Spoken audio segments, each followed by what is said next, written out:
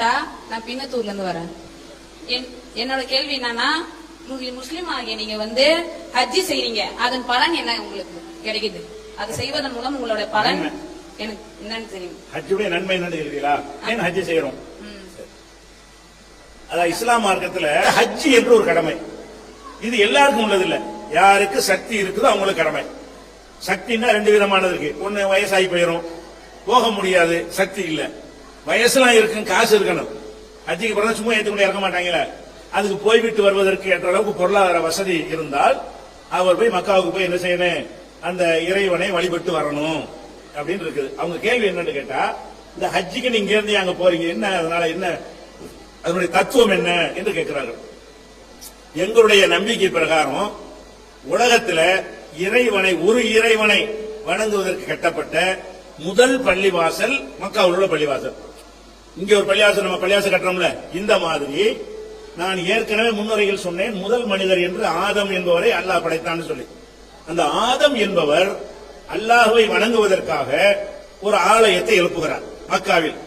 அங்கதான் அந்த முதல் மனிதன் தோற்றம்.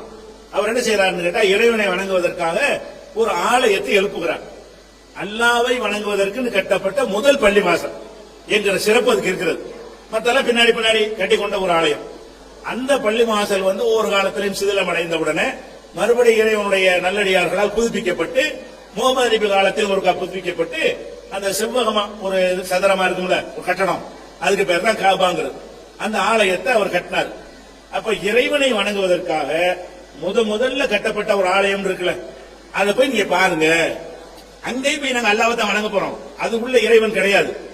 அந்த காபாங்கிற ஆலயத்துக்குள்ள இறைவன் கிடையாது. நாங்கள் கட்டுகிற ஒரு பள்ளிவாசல் இருக்கும்ல, அதுல இறைவன் கிடையாது.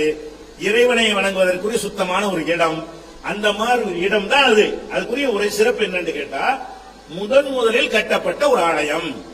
அல்லாஹ்வை வணங்குவதற்கு முதல்ல கட்டி மனித குலம் அல்லாஹ் வணங்குச்சா இல்லையா, அந்த இடத்துல போய் நீ வணங்கு.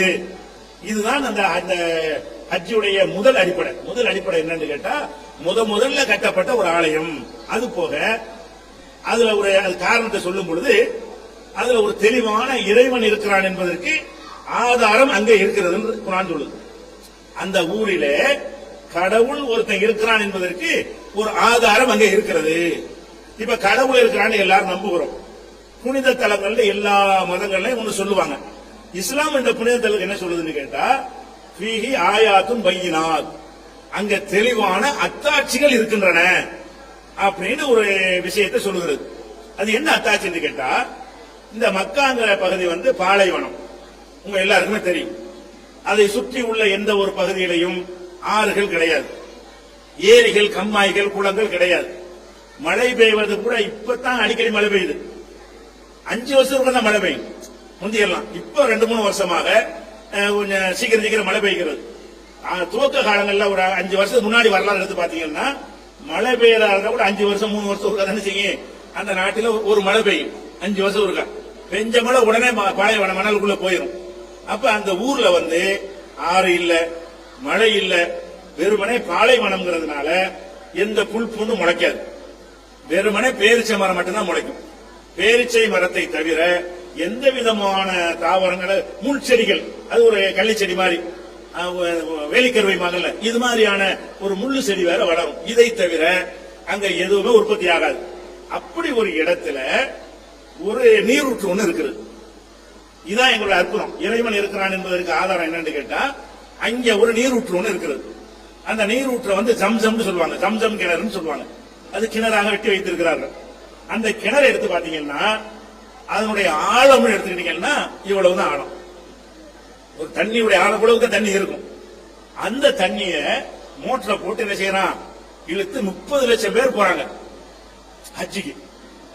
ரமலான் மாசத்துல அதே மாதிரி 30 லட்சம் போறாங்க. வேற மாதங்கள் எடுத்துக்கிட்டீங்கன்னு சொன்னா அதை சும்மா போயிட்டு வருவாங்க ஹஜ்ஜி இல்லாம. அது ஒரு 10 லட்சம் பேர் எப்ப பார்த்தாலும், எந்த நேரம் பார்த்தாலும் 10 லட்சம் பேர் அங்க குழுமி கொண்டே இருப்பார்கள். ஹஜ்ஜி மாசத்துல 30 லட்சம் பேர் போவார்கள்.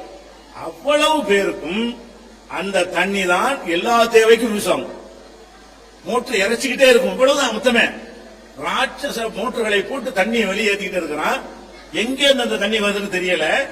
எவ்வளவு ஆறு இல்ல, குளம் இல்ல, கேணி இல்ல, நிலத்தடி நீர் வருவதற்குரிய ஒரு வாசலும் இல்ல.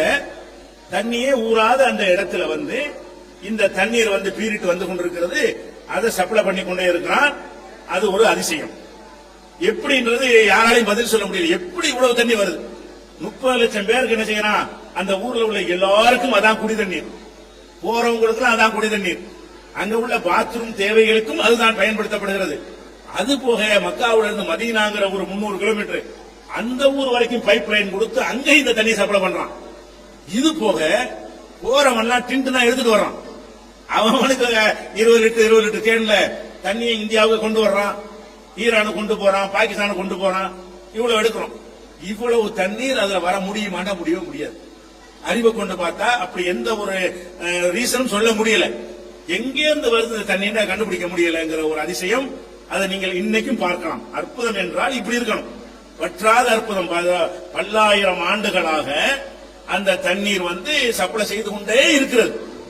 அதை விட இப்ப ஹஜ்ஜிக்கு போயிட்டு வந்து தண்ணியை கொண்டு வந்து வச்சிருப்பாங்க, இந்த ஜம்சம் தண்ணியை பாட்டில். இப்ப நம்ம அந்த தண்ணி குடிக்கணும் வைங்களேன். இந்த தண்ணிய நீங்க டெஸ்ட்டுக்கு அனுப்புனீங்கன்னு சொன்னா இதுல வந்து பூச்சிக்கொல்லி மருந்து இருக்கும்.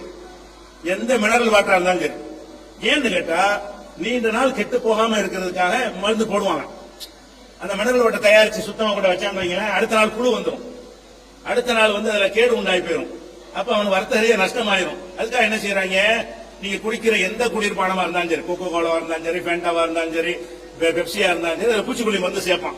அப்பதான் ஒரு கடையில வச்சு விற்க முடியும். இல்லாட்டி இன்னைக்கு உற்பத்தியாக்கி நாளைக்கு குடிச்சாகணும். நீங்கள் 15 நாள், 1 மாசம், 6 மாசம் வச்சு குடிக்கிறதா இருந்தால் அந்த தண்ணியில வந்து புழுக்கள் உண்டாகிவிடும். அதுக்காக என்ன செய்யறான்? மினரல் வாட்டர்ல கூட அதை பூச்சி புழுக்கள் உண்டாகாமல் இருப்பதற்காக வேண்டி மனுஷனை சாவடிக்காத அளவுக்கு சின்னதா ஒரு அளவுக்கு மருந்து சேர்க்கணும். அதனால இந்த தண்ணி வந்து ஒரு 3 மாசத்துக்கு கெட்டு போகாம இருக்கும். ஒன்னும் போடாத தண்ணி எடுத்து வச்சீங்கன்னு சொன்னா என்ன செய்யும்? கெட்டு போயிடும். தண்ணி எடுத்து வச்சீங்கன்னா ஒரு வாரம் கழிச்சு பாத்தீங்கன்னா அதுல புழுலாம் நெளிய ஆரம்பிச்சிடும். அந்த தண்ணீருடைய தன்மை அது. இந்த ஜம்சம் தண்ணீர்ல எதுவுமே கலக்க மாட்டான். 25 வயசுல ஒரு ஹஜ்ஜிக்கு போயிருப்பான். போயிட்டு வந்து இந்த மாதிரி தண்ணீரை கொண்டாந்து வச்சு, நான் செத்து போன பிறகு என்னை குளிப்பாட்டும் பொழுது இந்த தண்ணீரை ஊத்தி குளிப்பாட்டுங்கன்னு சொல்லி கொண்டாந்து வச்சிருவான். 65 வயசுல சாவுவான். 25 வயசுல ஹஜ்ஜிக்கு போனவன் அப்படி செய்யணும். எங்க மார்க்க சட்டம் இல்ல இந்த தண்ணியை வச்சு குளிப்பாட்டணும். அவன் விளங்காம என்ன செய்யறான்? அந்த தண்ணீரை கொண்டு வந்து வைத்து விட்டு 25 வயசுல அந்த பாட்டில் வச்சிருப்பான். செத்துருவான். 40 வருஷம் ஓடி போயிருக்கு. அப்படியே இருக்கும். எந்த மருந்து போடப்படாமலும் அந்த தண்ணீரில் பூச்சோ புழுக்களோ கிருமிகளோ எதுவுமே இருக்காது. அந்த மாதிரி வந்து இருக்கிறதுனால இந்த தண்ணீர் வந்து ஏன் கெடாமல் இருக்கிறது?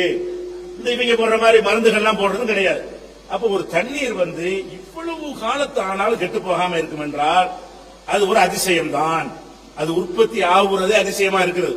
அது எங்க நம்பிக்கை பிரகாரம் ஆபிரகாம்ங்கிற ஒரு இறை தூதர் வந்து தன்னுடைய மகனை எங்க குடியமர்த்துறார். தண்ணி இல்லை என்ற உடனே இறைவனால் அதிசயமாக உருவாக்கப்பட்ட ஊற்று என்று நாங்கள் எங்களுடைய ஹதீசுகள்ல நபிகள் நாயகத்தினுடைய பொன்மொழிகள்ல இந்த விவரம் இருக்குது. இப்ப நாங்க மக்காவுக்கு போறதா இருந்தா ஒரு அதிசயத்தை நாங்க பார்க்க போறோம். வேற வேற அதிசயம்னா வந்து செய்தியா கேள்விப்பட்டிருப்பீங்க. இது நீங்களே கண்ணால பாக்குற அதிசயம். 30 லட்சம் பேர் நம்ம சப்ளை பண்ற நீங்களே பாப்பீங்க, நீங்களே தண்ணி எடுத்துட்டு வருவீங்க. இப்படியான ஒரு அதிசயம் இருக்குதுங்கிறது அந்த முதல் ஆலயம் அங்க இருக்கிறது. இந்த அதிசயம் ஒரு புனிதமான ஒரு தண்ணீர். இறைவன் வந்து தன்னுடைய வல்லமையினால் உருவாக்கக்கூடிய தண்ணீர். இதை நீங்கள் எடுத்து அருந்தலாம் சொல்லி என்று அந்த ஒரு புனித தண்ணீர் என்று எங்களுக்கு தரப்படுகிறது. சுத்தமான தண்ணி தான். அதுல மாயம் மந்திரம் இதெல்லாம் கிடையாது, ஜெபம்லாம் ஒண்ணும் கிடையாது. சும்மா அடித்த மோட்டர் வந்துட்டு ஊத்திட்டு இருப்பான். எங்க பார்த்தாலும் கேன வச்சிருப்பான், ரோட்ல வீட்டுல எங்க வேண்டாம் இந்த தண்ணி தான் ஊர் மக்கள் எல்லாம் குடிக்கிறது. அப்ப அது ஒரு அதிசயத்தை நீங்க பாக்குறீங்க. ஏன் ஹஜ்ஜிக்கு போறீங்கல்ல, இறைவனை இருக்கிறான் என்று நம்புவதற்குரிய அத்தாட்சிகளை நீங்கள் அங்கே பார்க்கலாம். இது ஒண்ணு. இது போக இன்னொன்னு என்னன்னு கேட்டா, இந்த ஹஜ்ஜி என்பதுடைய பிரதானமான விஷயம் என்னன்னு கேட்டா, அரபா என்று ஒரு மைதானம் இருக்கிறது மக்காவுல. அரபாண்டு ஒரு பெரிய ஒரு திடல், 30 லட்சம் பேர் இல்ல 50 லட்சம் பேரையும் கொள்ளும். அந்த திடல்ல எல்லாரும் குழுமுவார்கள். குழுமி அங்க ஒரு எல்லாரும் உரை மாநாடு மாதிரி கூடி அங்க ஒரு உரையெல்லாம் நிகழ்த்துவார்கள். அந்த உரையில அனைவரும் கலந்து கொள்கிறார்கள். இப்ப இதுல ஒரு விஷயம் என்னன்னு கேட்டா, ஒரு மனிதன் வந்து பிறப்பின் அடிப்படையில உயர்வு தாழ்வு கற்பிக்கிறான். நீ வசந்தவன், நான் தாழ்ந்தவன், நீ கற்பேன், நான் வெள்ளையன், இந்த வேறுபாடு இருக்கிறது. நீ தமிழன், நான் மலையாளி, நீ முஸ்லீம், இப்படி எல்லாம் பல மாதிரியான வேறுபாடு உண்டாக்கி இருக்கிறோம்ல. இந்த மாதிரி உள்ள வேறுபாடு உள்ள மக்கள் எல்லாம் அங்கே குழுமுகிறார்கள். யாரு? ஆப்பிரிக்காக்காரன் வர்றான், ஐரோப்பாக்காரன் வர்றான், தமிழ் பேசுற முஸ்லீம் வர்றான், உருது பேசுற முஸ்லீம் வர்றான், பாகிஸ்தான் முஸ்லீம் வர்றான், எல்லா நாட்டினுடைய முஸ்லீமும் அங்க இருக்கிறான், ஹஜ்ஜிக்கு வருகிறான். வந்தா ஒரே மாதிரி ட்ரெஸ் போட்டு ஒருத்தனோட ஒட்டி உரசி நின்று கொண்டு வெள்ளையனுக்கு பக்கத்தில் கருப்பன், கருப்பனுக்கு பக்கத்தில் வெள்ளையன், வெள்ளையனை விட கருப்பன் முதல்ல வந்தா கருப்பன் முதல் வரிசையில் நிற்பான், வெள்ளையன் இரண்டாவது வரிசையில் நிற்பான். இது உலக சகோதரத்துவம், எல்லாரும் சமம்னு சொல்லிவிடலாம், அதை செஞ்சு காட்டணும்ல. எல்லா நாட்டு மக்களையும் ஒரு இடத்துல நிப்பாட்டி எல்லாரும் சமம்தான், எவனும் எவனையும் விட சிறந்தவன் இல்ல. அந்த ஊர்க்காரன் அரபிக்காரன் அவனுக்கு முன்னாடி நான் போய் நிற்பேன், எனக்கு பின்னாடி அவன் நிற்பான், அவனுக்கு முன்னாடி கருப்பன் நிற்பான், கருப்பனுக்கு முன்னாடி வெள்ளையன் நிற்பான். இப்படி அந்த காபாங்கிற ஆலயத்தை சுத்தும் பொழுதும் அந்த மாநாட்டை குழுமும் பொழுதும் எந்த வேறுபாடும் இல்லாம எல்லோரும் ஆதமுடைய மக்கள், ஒரு தாய் மக்கள் என்று செயல்முறையில காட்டுங்க என்பது அந்த ஹஜ்ஜுடைய ஒரு பாடம். இந்த ஹஜ்ஜிக்கெல்லாம் போயிட்டு வந்ததுதான் எங்கள்கிட்ட இந்த மனிதர்களை வேறுபாட்டுற பழக்கத்தை ஒழிக்கிறது. நாங்கள் அதை கண்ணால பார்த்துட்டு வந்துடுறோம், அங்க எந்த வேறுபாடும் இல்ல. இப்ப நம்ம நாட்டு ஜனாதிபதி முஸ்லீம் இருந்தாரு, அப்துல் கலாம் ஹஜ்ஜிக்கு போனாருன்னு வைங்களேன், அவருக்கு முதலுரிமை கொடுக்க மாட்டாங்க, அவரையும் எல்லாரோடையும் வைக்க நிக்கணும். போனா முதல்ல, கடைசியா வந்தா கடைசியில. எந்த ஒரு மனிதன்கிறதுக்கு அங்க முக்கியத்துவம் தரப்படாது. அப்படிங்கிற ஒரு உலக சகோதரத்துவத்தை காட்டுவதற்காக வேண்டியும் இறைவனுடைய அத்தாட்சியை காட்டுவதற்காக வேண்டியும் முதல்ல கட்டப்பட்ட பள்ளியில போய் நீ தொழுவு. ஆனா சக்தி இருந்தா தான் எல்லாத்துக்கும் கடமையாக்கட. ஏழைகள் இருப்பாங்க, நடுத்தர வர்க்கம் இருப்பாங்க, யாருக்கு வசதி இருக்கிறதோ அவங்க போய் என்ன செய்யுங்க, அதை போய் பார்த்துட்டு வாங்கன்னா, அதை பார்த்துட்டு வந்த பிறகு எங்களோட நம்பிக்கை அதிகரிக்கும். நாங்க ஹஜ்ஜிக்கு போயிட்டு வந்தோம் என்று சொன்னால் ஆக எவ்வளவு ஒரு அற்புதமா இருக்கிறது, நம்ப முடியாத அதிசயமா இருக்கிறது அப்படிங்கிற ஒரு மன நிறைவு. முதல்ல கட்டப்பட்ட அல்லாஹ் வணங்கின ஒரு பள்ளிவாசலை பார்த்தோமே என்கிற ஒரு மன நிறைவு, இந்த மாதிரியான ஒரு அடிப்படையில் தான் ஹஜ்ஜிங்கிற ஒரு கடமை எங்களுக்கு உருவாக்கப்பட்டிருக்கிறது.